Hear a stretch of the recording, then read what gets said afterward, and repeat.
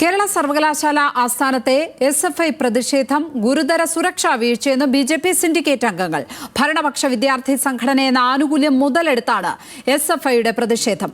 Vice ചാൻസലർക്ക് പരാതി നൽകിയെന്നും അംഗങ്ങൾ ന്യൂസ് മലയാളത്തോട് പ്രതികരിച്ചു. തിരുവനന്തപുരത്ത് നിന്ന് ഹാൻസ് ജോൺ തയ്യാറാക്കിയ ഈ റിപ്പോർട്ടോടെ ന്യൂസ് ആഫ്റ്റർനൂണിന്റെ ഈ വാർത്താ ബുള്ളറ്റിൻ പൂർണ്ണമാവുകയാണ്. അടുത്ത വാർത്താ ബുള്ളറ്റിനുമായി സ്വാതി രാജീവ് ചേരും. നമസ്കാരം.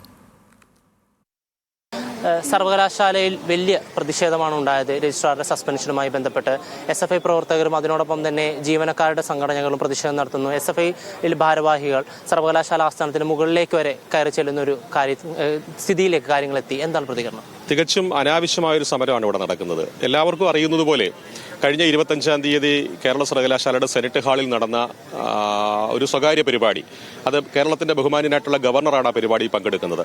ആ ഗവർണർ പങ്കെടുക്കുന്ന പരിപാടി അലങ്കോലപ്പെടുത്താൻ ശ്രമിച്ച യൂണിവേഴ്സിറ്റിയുടെ രജിസ്ട്രാറെ പ്രാഥമികമായിട്ട് അദ്ദേഹത്തെ സസ്പെൻഡ് ചെയ്തൊരു നടപടി മാത്രമാണ് ഉണ്ടായിട്ടുള്ളത്.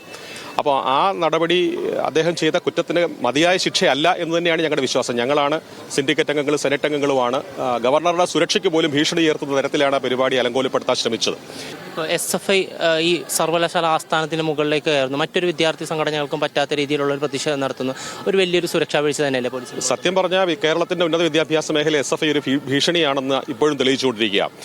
ഏതാനും മാസങ്ങൾക്ക് മുമ്പ് കേരള സർവകലാശാലയുടെ വൈസ് ചാൻസലറെ ഈ സർവകലാശാലയുടെ ആസ്ഥാനത്തേക്ക് കാലുകുത്തിക്കാൻ അനുവദിക്കില്ല എന്ന് പറഞ്ഞിട്ട് അവർ കുടിൽ കെട്ടി സമരം ചെയ്യുകയുണ്ടായി.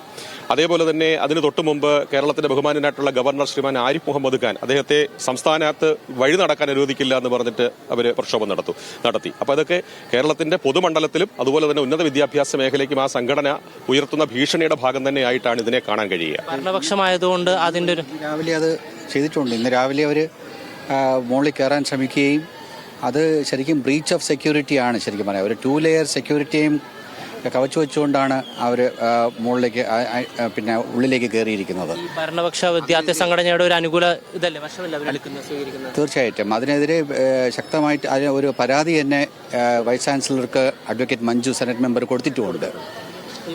എന്തായാലും ഈ വിഷയവുമായി ബന്ധപ്പെട്ട് VCയുടെ നിലപാടിനെ സ്വാഗതം ചെയ്യുകയാണ് BJP സിൻഡിക്കേറ്റ് അംഗങ്ങൾ. അതിനോടൊപ്പം തന്നെ സർവകലാശാലയിലുണ്ടായ സുരക്ഷാ വീഴ്ചയിൽ നടപടി ഉണ്ടാകണമെന്നും ഇവർ ആവശ്യപ്പെടുന്നു. തിരുവനന്തപുരത്ത് നിന്നും ക്യാമറാമാൻ ഷമീമിനോടൊപ്പം ഹാൻസ് ജോൺ, ന്യൂസ് മലയാളം.